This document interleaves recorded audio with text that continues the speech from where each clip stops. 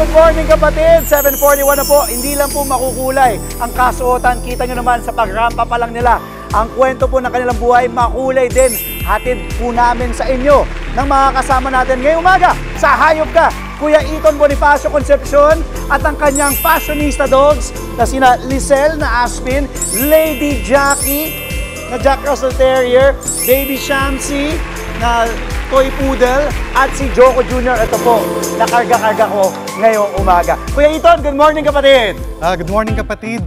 Magandang umaga po sa lahat ng ating televiewers dito sa TV5. At kasama din natin, ang pogi nung assistant mo ha? Ayan ha? Si Tito Alvin ha? Mukhang familiar to ha?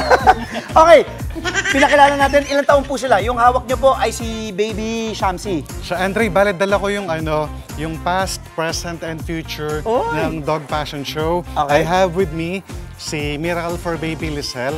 She's an Aspin. Yes. Approximately 4 to 5 years old. At wow, 4 to 5 si years old. Etong si Lisel, siya po yung miracle dog na tinawag dahil siya yung nakasurvive. Di ba siya yung hinampas, lumuwa yung mata, at nakuha niya mula sa paws, no? Opo. At Sir Andre, 2 beses siya nag-undergo ng major surgery. operations. Oo. Yun. Good job, Lisel!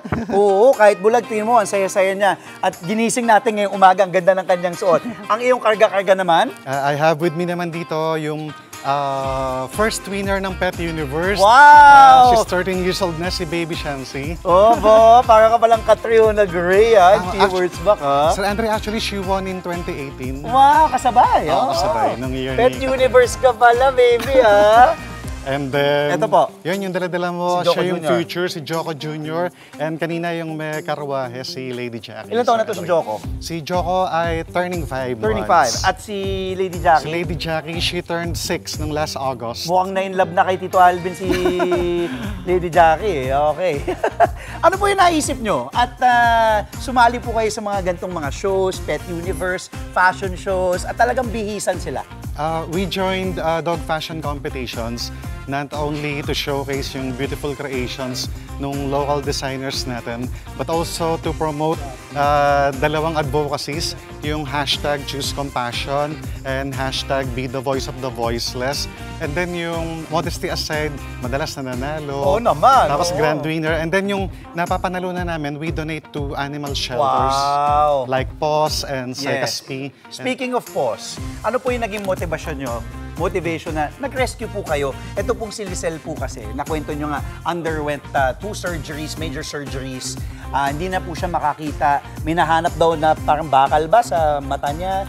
After ma-remove Sa skull? yung dalawang mata niya last June, ng mga butihing doctors ng POS po, after nun, may few nights na sumisigaw siya, umiiyak siya, and then nag-undergo ulit ng x-ray and CT scan, and then na-found out may nakatusok sa skull niya. Ay. So after that, okay na siya. Okay na siya ngayon, okay na. And then, ayun, naging masigla na siya. And then, last Christmas, yung Home for Christmas campaign ng POS, supposed to be, ang ipapa-adapt sa akin ng POS, 2 Labrador.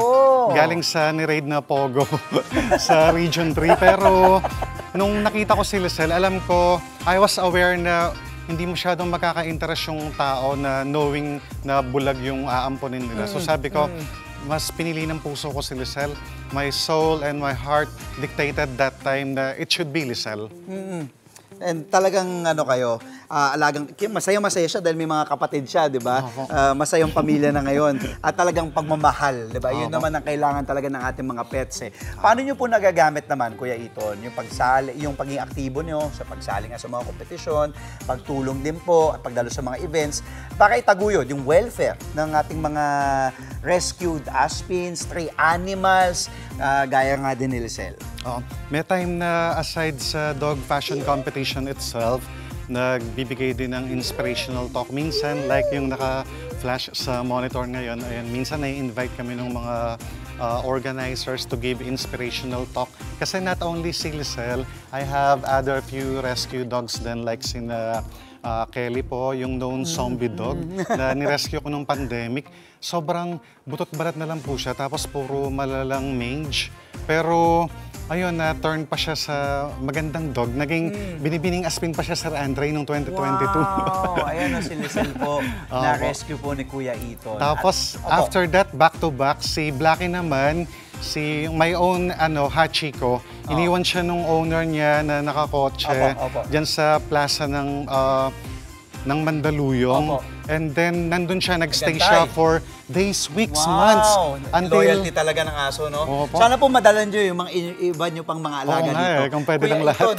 Panawagan nyo na lang po sa mga kapatid natin na may kakayahan din sumagip ng mga aso, mga stray dogs, pero nagdadalawang isip pa. Opo, just like me, independent rescuer din, and at the same time, dog fashionista.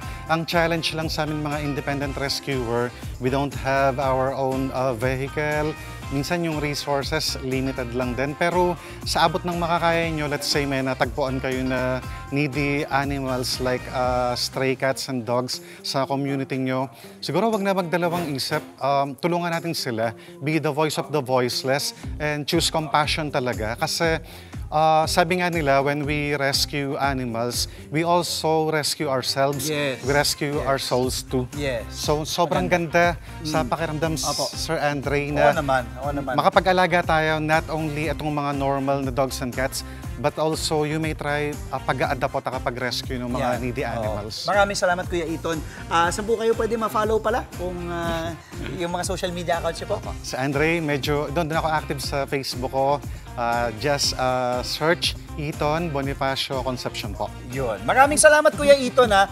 And patuloy nyo lang po ang inyong ginagawa dahil napakabuti nyo pong tao. Salamat kay Baby Shamsi, kay Lisel, mga inaantok. Lady Jackie. And si Baby Joko. Pwede ko na ba iuwi to? Akin may kalaro si Booker. Akin na ta?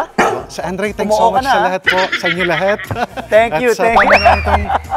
Good morning, kapatid. Thank you. Good morning, kapatid. Maraming salamat, Kuya Iton. Mga kapatid, Andre Felix po, manatiling may alam pagdating sa mga mahalagang balita sa loob at labas ng bansa. Mag-follow at mag-subscribe na po sa social media pages ng News 5.